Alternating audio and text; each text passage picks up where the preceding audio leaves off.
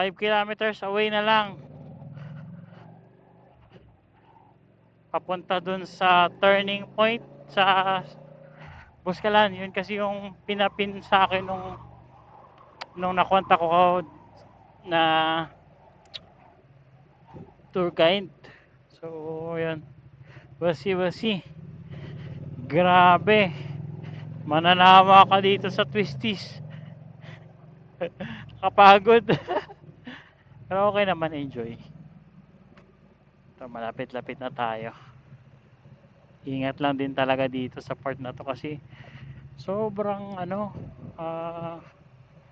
daming falling rocks, tapos yan mga yan, mga buhangin, minsan putik.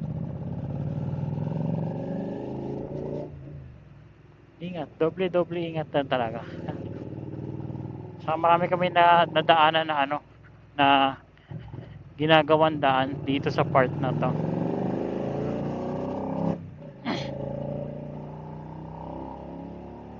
So far, ang smooth naman ang biyahe namin.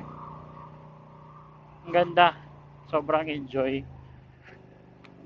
Sabi ko nga, uwi na kami. Huwag na kayong patato eh. Nakakain naman na kami doon sa sa Banawe. Pero okay naman. Lapit na eh.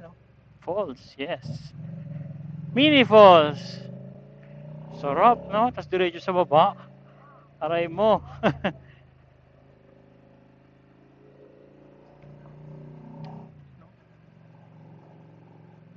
Hindi ko alam kung madadaanan namin yung tunnel eh.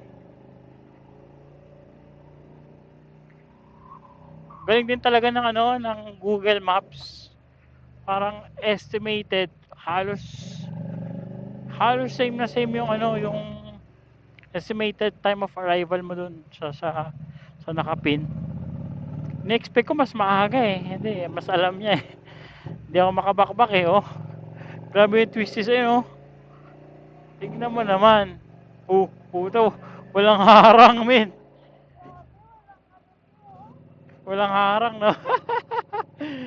Wala siyang harang, oh. Tapos may poste ng kuryente. Walang